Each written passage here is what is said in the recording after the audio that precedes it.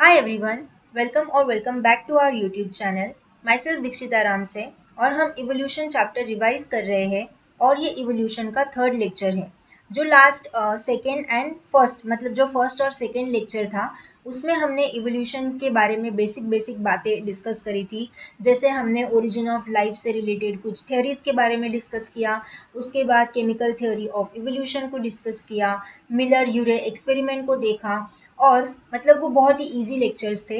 लेकिन आज से जो लेक्चर होंगे आगे वाले 4 से 5 लेक्चर वो सबसे इम्पोर्टेंट लेक्चर है क्योंकि मेनली उसी से सवाल बनते हैं एग्जाम्स में। ठीक है, तो आज का लेक्चर का टॉपिक है हमारा evidences of evolution. So let's start. Evidences of evolution में हम सबसे पहले देखेंगे होमोलोगस ऑर्गन और एनालॉगस ऑर्गन्स के बारे में।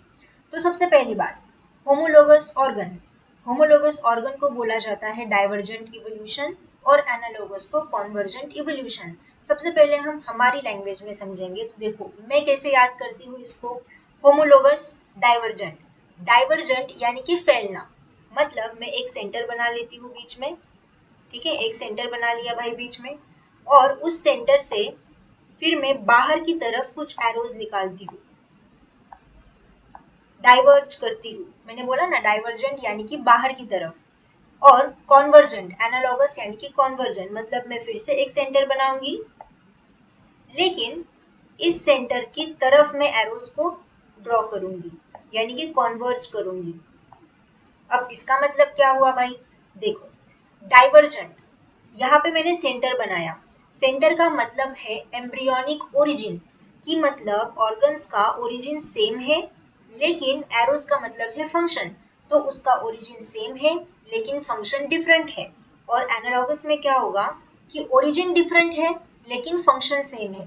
ठीक है, तो अब हम देखेंगे कि यहाँ पे हमने क्या लिखा है। तो होमोलोगस में मैंने लिखा है कि इसका सेम जनरल फंक्शन है, सेम एम्ब्रियोनिक ओरिजिन है। बोला ना कि सेंटर यानी कि embryonic origin, same embryonic origin है लेकिन इनका अपीयरेंस डिफरेंट है और इनका रोल भी स्पेसिफिक है। जैसे कि वर्टिब्रेट्स की फोर लिम्ब, इंसेक्ट्स के लेग्स। तो अगर आप इंसेक्ट के लेग और वर्टिब्रेट के हाइंड लिम्स की बात करो तो दोनों में लगभग सेम ही बोन्स होती है कि फीमर, टिबिया, फिबुला, कि उनका जो स्ट्रक्चर है वो तो मेनली सेम है लेकिन दोनों में वो अलग अलग फंक्शन परफॉर्म कर रही है। जैसे कि इंसेक्ट के माउथ पार्ट्स, और ये किस वजह से होता है, due to different adaptations. Different different adaptations की वजह से होमोलोगस ऑर्गन्स हमें देखने को मिलते हैं। नेक्स्ट है एनालॉगस ऑर्गन। एनालॉगस ऑर्गन में मैंने क्या बताया कि इनका ओरिजिन तो डिफरेंट है लेकिन फंक्शन सेम है। ठीक है, तो मतलब देखो डिफरेंट एम्ब्रियोनिक ओरिजिन या फिर बेसिक प्लान जो है वो इसका डिफरेंट है, same general functions and appearance है। जैसे कि इंसेक्ट एंड बर्ड्स के विंग्स हो गए, सिफेलोपॉड एंड वर्टिब्रेट की आई हो गई। तो सिफेलोपॉड और वर्टिब्रेट की आई का स्ट्रक्चर हमें डिफरेंट डिफरेंट देखने को मिलेगा क्योंकि सिफेलोपोड और वर्टिब्रेट्स में बहुत डिफरेंस होता है। लेकिन दोनों में आइज का फंक्शन क्या है, विजन। तो दोनों में फंक्शन तो सेम हो गया।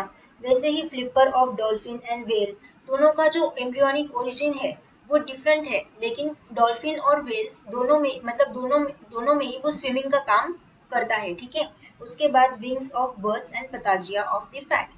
ठीक है, उसके बाद विंग्स ऑफ बर्ड्स, बर्ड्स की विंग्स और जो बैट की विंग्स है उसको पताजिया कहते हैं। तो दोनों का ओरिजिन डिफरेंट है लेकिन दोनों में तो वो फ्लाइंग का ही काम कर रहा है ना। तो ये हो गया एनालॉगस ऑर्गन के बारे में। नेक्स्ट है हमारे पास वेस्टिजियल ऑर्गन्स। अब हम देखेंगे कि वेस्टिजियल ऑर्गन्स क्या होते हैं। तो वेस्टिजियल ऑर्गन रूडिमेंट्री या फिर यूजलेस ऑर्गन, ऐसे ऑर्गन्स जिनका कोई यूज नहीं है। ठीक है, लेकिन फिर भी वो प्रेजेंट है लेकिन इनका कोई यूज नहीं है। तो क्यों होते हैं लेकिन वेस्टिजियल ऑर्गन, इसके पीछे का रीजन क्या है। So it provide evidence of common ancestry and evolutionary change. ये हमें कॉमन एंसेस्ट्री और इवोल्यूशनरी चेंज के बारे में एविडेंसेस प्रोवाइड करने का काम करता है। लेकिन एंसेस्टर्स में ये बहुत वेरी वेल डेवलप थे और फंक्शनल भी थे। लेकिन हम में भी ये प्रेजेंट है लेकिन हम में इनका कोई ज़्यादा फंक्शन नहीं है और ना ही ये बहुत अच्छी तरीके से डेवलप है। तो वेस्टिजियल ऑर्गन्स के एग्जाम्पल्स क्या क्या है, वर्मीफॉर्म अपेंडिक्स हम में भी होता है लेकिन उसका कोई फंक्शन नहीं है। उसके बाद निक्टिडेटिंग मेम्ब्रेन यानी कि आई के पास जो मेम्ब्रेन होती है अंदर उसको बोलते हैं निक्टिडेटिंग मेम्ब्रेन। देन कैनायन, कैनायन यानी कि हमारे टीथ, जो पॉइंटेड टीथ्स होते हैं उसका भी कोई फंक्शन नहीं है। मेमोरी ग्लैंड्स इन मेन में मेमोरी ग्लैंड्स का कोई फंक्शन नहीं है, तो वो भी वेस्टिजियल हो गया। या फिर विंग्स ऑफ ऑस्ट्रिच, ऑस्ट्रिच तो उड़ ही नहीं पाता, तो विंग्स का क्या फंक्शन, तो ये हो गए वेस्टिजियल ऑर्गन्स के एग्जाम्पल्स। उसके बाद नेक्स्ट टर्मिनोलॉजी है एटाविज्म। एटाविज्म का एटाविज्म किसे कहते हैं, तो एटाविज्म कहते हैं रिवर्स इवोल्यूशन को, मतलब reappearance of ancestral but not parental characters in some individuals which have completely reduced. Suppose मैं मेरा एग्जांपल ले लूँ मतलब मुझ में मेरे पेरेंट्स के कैरेक्टर आने के बजाय मेरे जो ग्रैंड पेरेंट्स या फिर जो मेरे एंसेस्टर्स थे उनके कैरेक्टर अगर मिल गए, मतलब मुझ में एटाविज्म देखने को मिला है। जैसे कि इसके एग्जाम्पल है dense body hair, huge canine, extra memory glands, short tails in human baby, moving ability of pinna, उसके बाद टीथ इन सम बर्ड्स। तो ये हो गए एटाविज्म के कैरेक्टर्स कि पेरेंटल कैरेक्टर्स ट्रांसफर नहीं होते, बल्कि कुछ कैरेक्टर्स हमें मतलब जो एंसेस्टर्स थे उनके देखने के मिलते हैं, तो इसे बोलेंगे एटाविज्म, मतलब रिवर्स डायरेक्शन में इवोल्यूशन हो रहा है। ठीक है, उसके बाद नेक्स्ट है कनेक्टिंग लिंक। कनेक्टिंग लिंक को बोला जाता है intermediate stage. It is the living organism which shows characteristics of the two different groups, मतलब कुछ ऐसे ऑर्गेनिजम्स है जो दो डिफरेंट ग्रुप्स के कैरेक्टरिस्टिक्स को शो करते हैं। एग्जाम्पल से समझ में आएगा अच्छे से। पेरीपेटस, एग्जाम्पल पेरीपेटस, तो पेरीपेटस एनालिड जैसे भी कैरेक्टर शो करता है एंड आर्थ्रोपोड जैसे भी कैरेक्टर शो करता है। अब एनालिड्स के मेनली क्या कैरेक्टर्स होते हैं कि इनमें अनजॉइंटेड लेग्स होते हैं, नेफ्रिडिया प्रेजेंट होते हैं एक्सक्रीशन के लिए, और आर्थ्रोपोड में ट्रैकिया प्रेजेंट होगा।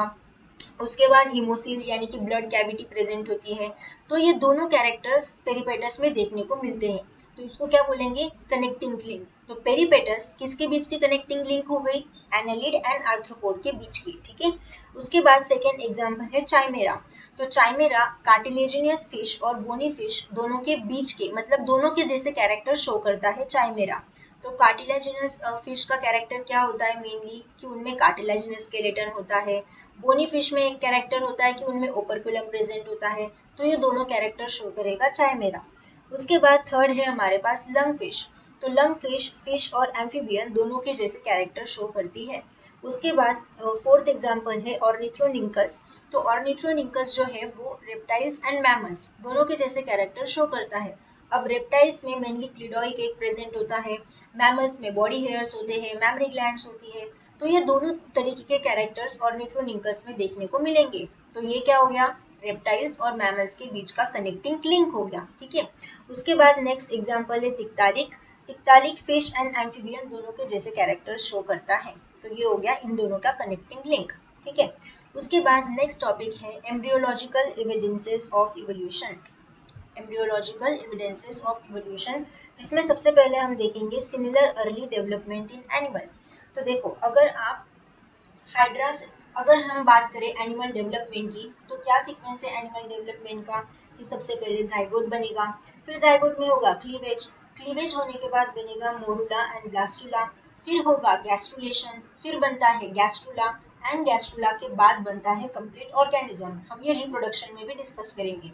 तो अगर आप हाइड्रा की बात करो या फिर मैमल की बात करो या फिर बीच में आप किसी भी फाइलम की बात करो, सब फॉलो करते हैं सेम पैटर्न ऑफ डेवलपमेंट को। ठीक है, तो मतलब similar early development in animal, सारे एनिमल में यही सीक्वेंस होता है कि जाइगोट में क्लीवेज होगा, मोरुला एंड ब्लास्टुला बनेगा, फिर उसमें गैस्ट्रुलेशन होगा, देन गैस्ट्रुला बनेगा, and then finally complete organism का डेवलपमेंट होगा। उसके बाद सेकेंड एम्ब्रियोलॉजिकल एविडेंस है वो है रिसेम्बलेंस अमंग वर्टिब्रेट एम्ब्रियोज। तो देखो difficult to distinguish the different group of early stage. अगर आप अलग अलग ग्रुप के अर्ली स्टेज ऑफ एम्ब्रियोज को देखेंगे तो सब सेम ही दिखेंगे, तो हम बता नहीं सकते कि ये एम्ब्रियो आगे ग्रो होके किस एनिमल में कन्वर्ट होगा। More closely related group show resemblances for longer duration during development. जो मोर क्लोजली रिलेटेड ग्रुप्स हैं वो बहुत ज़्यादा रिसेम्बलेंस एक दूसरे से शो करते हैं। उसके बाद थर्ड एम्ब्रियोलॉजिकल एविडेंसेस है सिमिलैरिटी इन वर्टिब्रेट लार्वा।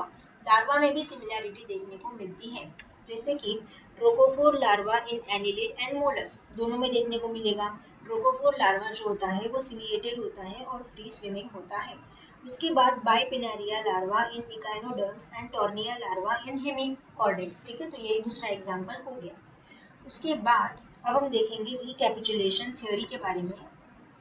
तो recapitulation theory, okay one second, recapitulation theory दी थी वॉन बियर ने इन 1828 और वॉन बियर को फादर ऑफ मॉडर्न एम्ब्रियोलॉजी भी कहा जाता है।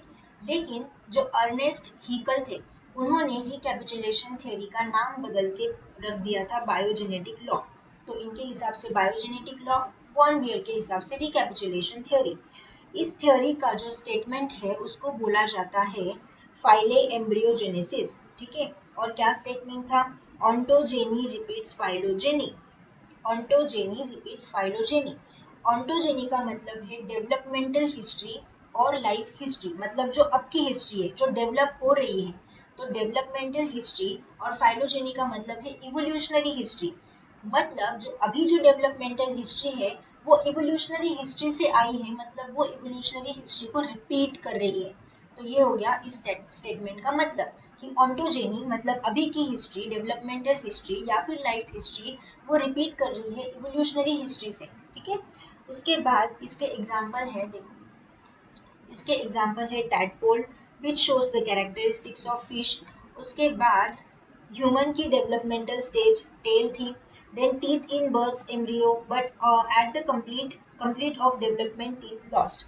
जो बर्ड्स के जो टीथ होते हैं, जो अर्ली बर्ड्स के जो एम्ब्रियो में टीथ देखने को मिलते हैं, लेकिन जो अडल्ट बर्ड्स होते हैं जिनका फुल्ली डेवलपमेंट हो चुका होता है उनमें टीथ एब्सेंट होते हैं। तो इससे क्या पता चलता है कि birds must have evolve from tooth reptile. उसके बाद hairs in well embryo. Well embryo में हेयर देखने को मिलते हैं, लेकिन अडल्ट एम्ब्रियो जो फुल्ली डेवलप हो चुकी है वेल, उनमें हेयर देखने को नहीं मिलते। तो ये हो गया रिकैपिचुलेशन थ्योरी के बारे में। नेक्स्ट टॉपिक है पैलियोंटोलॉजिकल एविडेंसेस। ओके, सो पैलियोंटोलॉजी, पैलियोंटोलॉजी यानी कि study of past life based on fossil records. Fossil records के बेसिस पे जो हमने स्टडी की है पास्ट लाइफ की, उसे बोला जाता है पैलियोंटोलॉजिकल एविडेंसेस। अब फॉसिल, फॉसिल का मतलब क्या होता है? Fossils are the petrified remains और impressions of ancient organism preserved by natural means in the sedimentary rock or other media। Fossils तो सबको पता है भाई। उसके बाद पेट्रिफिकेशन, पेट्रिफिकेशन एक प्रोसेस है जिसमें क्या होता है, the process by which organic matter expose to mineral, organic matter mineral से एक्सपोज किया जाता है for a long period of time, और फिर वो जो ऑर्गेनिक मैटर हमने एक्सपोज किया था वो स्टोनी सब्सटेंस में कन्वर्ट हो जाता है। Over a long period of time is turn into a stony substance, फिर वो स्टोनी सब्सटेंस में कन्वर्ट हो जाता है। मतलब लाइव ऑर्गेनिज्म धीरे धीरे स्टोनी सब्सटेंस में कन्वर्ट होना स्टार्ट हो जाते हैं। तो इसको बोलते हैं पेट्रिफिकेशन, और ये प्रिजर्वेशन के लिए इंपॉर्टेंट प्रोसेस होती है कि अगर हमें कोई फॉसिल को प्रिजर्व करके रखना है तो उसका पेट्रिफिकेशन कर दो। ठीक है, उसके बाद नेक्स्ट टॉपिक है मिसिंग लिंक। हमने एक देख लिया कनेक्टिंग लिंक, अब हम देखेंगे मिसिंग लिंक के बारे में। Fossil organism that shows character of two different group of living animal. ऐसे फॉसिल ऑर्गेनिज्म की जो दो लिविंग ऑर्गेनिज्म के या फिर दो ग्रुप्स के कैरेक्टर्स को शो कर रहे हैं। ठीक है, इवोल्यूशन में क्या प्रॉब्लम है ना कि बहुत सारी टर्म्स आएंगी और सिर्फ उसकी डेफिनेशन पढ़ के हमें कभी समझ में नहीं आएगा कि वो क्या कहना चाह रहा है जब तक हम उनके एग्जाम्पल से ना समझें। तो मिसिंग लिंक का एक एग्जाम्पल है Seymouria, link amphibian with reptile. ये एम्फीबियन रेप्टाइल के साथ लिंकेज शो करता है फ्रॉम कार्बोनिफेरस पीरियड, और जो सेमोरिया है वो कार्बोनिफेरस पीरियड से है। 300 मिलियन ईयर अगो था कार्बोनिफेरस पीरियड। उसके बाद archaeopteryx birds with reptiles Jurassic period में था 180 मिलियन ईयर्स अगो। तो ये हो गए मिसिंग लिंक्स के एग्जाम्पल। अब साथ में हम देख लेंगे जियोलॉजिकल टाइम स्केल। तो आप लोगों को पता ही होगा कि जियोलॉजिकल टाइम स्केल बहुत ही लंबी है, मतलब बहुत ही बड़ी है वो, क्योंकि आपने आई थिंक 12th की एनसीईआरटी में भी देखा होगा ना जियोलॉजिकल टाइम स्केल, लेकिन इतना मुझसे तो कभी याद नहीं हुआ, और मुझे नहीं पता आपसे भी याद हुआ है या नहीं। लेकिन जिस जिस टॉपिक से क्वेश्चन आते हैं इसमें, तो वो मैंने यहाँ पे नोट डाउन कर लिए, तो हम वो डिस्कस करेंगे। अगर आपको पूरी पढ़नी है तो आप पढ़ सकते हो एनसीईआरटी से या फिर किसी भी बुक से या फिर गूगल से डाउनलोड करके भी आप देख सकते हो। तो मेनली इसकी जो मेजर यूनिट होती है वो होती है ईयन। ईयन मेनली चार होते हैं, ठीक है, जिनका नाम है हेडन, आर्कियन, प्रोटियोजोइक एंड फेनोलोजोइक। और ईयन के बाद आएगा इरा। इरा इरा मेनली तीन होंगे, पेलियोजोइक, मीसोजोइक एंड सीनोजोइक। और उसके बाद इरा के बाद आते हैं पीरियड जो कि बेसिक यूनिट होती है जियोलॉजिकल टाइम स्केल की। और इनमें इरा में जो पीरियड होंगे वो होंगे टर्शरी, क्वाटरनरी। और पीरियड के बाद आएगा इपोच। इपोच होगी स्मॉलेस्ट यूनिट। पीरियड है बेसिक यूनिट और इपोच होती है स्मॉलेस्ट यूनिट। ठीक है, कंफ्यूज नहीं होना। उसके बाद मैंने तो जितने भी क्वेश्चंस लगाए लाइक इवोल्यूशन से रिलेटेड, तो वो तो यही पूछते हैं कि किस एनिमल का मतलब ओरिजिन किस पीरियड में हुआ, किस इपोच में हुआ। तो मेनली तो मुझे यही दिखे क्वेश्चन सॉल्व करते वक्त, तो हम यही देख लेते हैं। तो अगर हम पेनिसेल्वेनियन की बात करें जो कि एक इपोच है, तो उसे कहा जाता है age of reptile, age of amphibians. उसके बाद जो कार्बोनिफेरस पीरियड है, उस कार्बोनिफेरस पीरियड में सबसे पहले रेप्टाइल्स का अपीयरेंस देखने को मिला था। देन डेवोनियन, डेवोनियन को कहा जाता है एज ऑफ फिश, और तभी फर्स्ट लैंड वर्टिब्रेट्स भी आए थे। देन है Silurian, Silurian period first land and vascular plant, true insect and spiders का ओरिजिन हुआ था। देन ऑर्डोविसिनियन पीरियड जिसमें age of invertebrate and jawless fish भी कहा जाता है। तो yeah that's it for geological time scale and that's it for today's lecture as well, जिसमें हमने देखा एविडेंसेस ऑफ इवोल्यूशन, जिसमें हमने बात की होमोलोगस ऑर्गन, एनालॉगस ऑर्गन। इसके एग्जांपल्स अच्छे से याद रखना, ठीक है। उसके बाद वेस्टिजियल ऑर्गन, क्यों होते हैं वेस्टिजियल ऑर्गन, क्योंकि वो एविडेंसेस प्रोवाइड करते हैं common ancestry and evolutionary change के लिए। देन एटाविज्म के बारे में देखा। उसके बाद कनेक्टिंग लिंक के बारे में देखा, एम्ब्रियोलॉजिकल एविडेंसेस देखे इवोल्यूशन के। देन रिकैपिचुलेशन थ्योरी देखी, पैलियोंटोलॉजिकल एविडेंसेस देखे, and then finally geological time scale के बारे में हमने डिस्कस किया। ठीक है, सो या thank you so much for watching. Keep achieving, keep learning, keep thriving, keep exploring. मिलते हैं हम नेक्स्ट लेक्चर में। बाय।